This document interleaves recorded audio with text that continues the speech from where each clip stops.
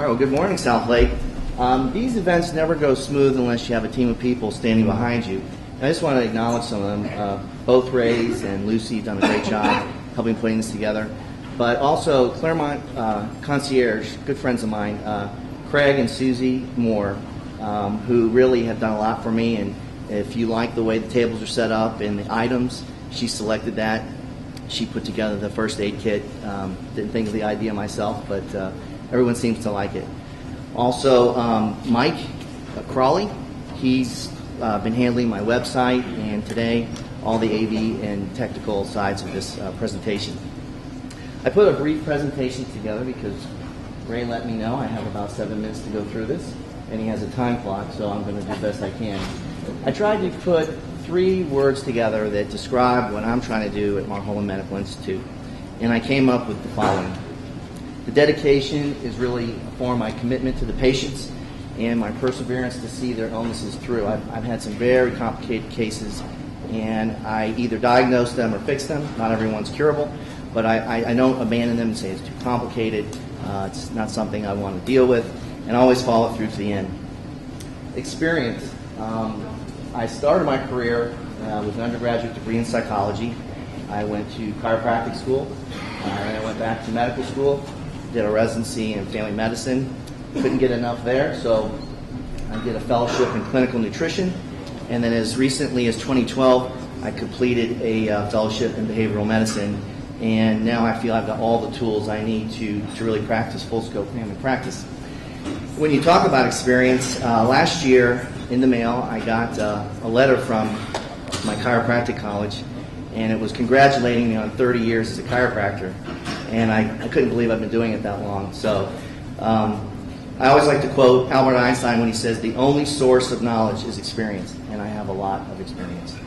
In terms of values, I like to talk about having that moral compass. Things in medicine are very in flux right now. There's a lot of things happening in terms of reimbursement, how patients are seen, the resources that are going to be available to us with this new healthcare law. Always follow that compass, always try to do the right thing by the patient. And when I was in chiropractic school, one of the tenets that I learned that I carry forward to today was find it, diagnose it, fix it, the treatment part, and leave it alone. I don't like treating well people. If you're well, I'll see you in Walmart and we can say hello. But otherwise, there's plenty of sick people to take that place, and my goal is to kind of follow in with Claremont's message of health and wellness. And this is my tagline. I say healthcare the way it should be because I'm kind of an old school guy. Even though we're moving forward with electronic medical records, we're implementing that as we speak. But I look at you, not a screen, and then I go back and do my notes. I was always taught that a patient will give you 95% of the information about what's wrong with them. If you just take the time to listen, you will come up with a diagnosis most times. So that's kind of the principles that I've been following. This is why I love Claremont. Since I was a young boy, my father used to have horses up in Ocala. We would always drive through this area that just didn't look like Florida. And as an adult, I spent many, many years trying to get back here. And finally, I had that opportunity. And the reason why I put these 3 things up is outside of sports events, I can't remember any places that currently they do the pledge or where there's clergy in the morning giving us a spiritual message. But here in Claremont, we have that. And that's what attracted me here. Also, community, sharing of common values. It's nice that I can pick up the phone, talk to a vendor, get something done. I actually had a problem that required speaking with a congressman. It was a David and Goliath issue. I was able to pick up the phone, and within 2 hours, the Goliath part of the government called, and this problem was fixed. So it's nice to have that kind of outreach.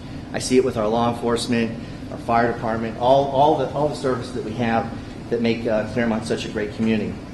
And Claremont was incorporated in 1916, and ever since that time, they've had a health and wellness motto or way of lifestyle, and I'm trying to continue that tradition.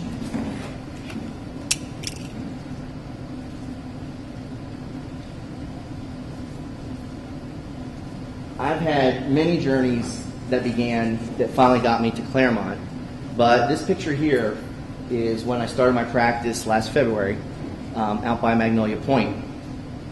And whether it's opening a new business or making a lifestyle change, I think this proverb applies. And this is something that this career-wise is my final journey, because personally I feel like I'm home right now. Being a clinician out there in the field and looking at things, I try to think of what's the major illness in our country as Americans that causes problems, that raises the cost of healthcare, that causes morbidity and mortality. And it didn't take much time to figure out which one that was. It's obesity, something that I myself have struggled with. Out of these, only osteoarthritis and infertility tend not to be terminal. All the rest of these end up in the emergency room, ICU, and can be very, very serious illnesses. So I want to talk about this because when I was in training, I rarely treated children for hyperlipidemia and cholesterol problems. Now it's very common for me. So something's changed in our culture that's caused this to occur. And I'm trying to do things to reverse that. One of the things that you'll know about dieting is there's something called the yo-yo effect. People tend to lose weight, stop what they're doing, change their exercise regimen, or if they're on medications that are causing weight loss, they stop. Then they tend to gain weight, but they tend to gain more than they had lost previously. So it's a constant rising of their weight. In the medical field, we divide medicine to surgery and medicine. And in medicine, it's been mostly medications like amphetamines, stimulants, things that are damaging to the heart and they're really unsafe and have to be closely monitored. But that's not a lifestyle change. The surgeons came along and said, well, we're very frustrated with what the medical people are doing, so they invented surgeries, banding, gastric plications, things that are also not without risk, and they're usually irreversible. But if you look at what I'm trying to do here and the examples at the hospital setting, it's a lifestyle. Diet, exercise, being able to live it, not having to go monthly to see a physician to get medications or join a club where you have to buy your food. The goal is to make you independent of all that. And the way I'm doing that is the following. Several months ago, I had a company come into my office and talk to me about DNA testing, not just for weight loss, but for multiple illnesses, cardiovascular disease, psychiatric disease.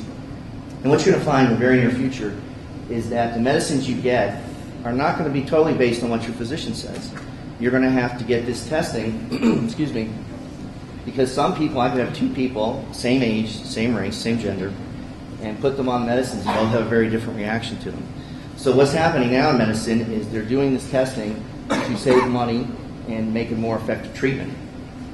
But today, tying into the obesity concept, I am using the DNA testing for weight loss. And when they came and approached me with that, I said, I won't use this on my patients until I try it on myself. So they did the test on me, and it was very, very accurate.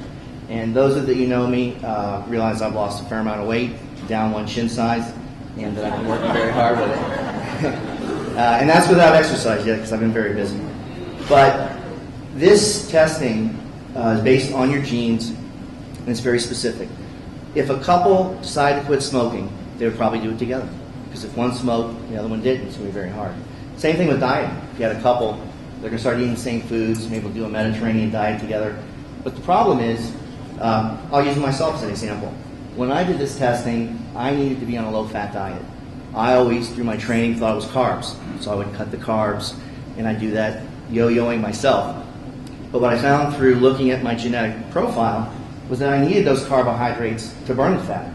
So me doing a low-carb diet was useless. And there's 4 different categories of diet that they give you, but you have to do the one that fits you. It even goes as far as your behaviors. They're eating behaviors that you have and strategies to counter that. Eating disinhibition, the ability to be full, called satiety.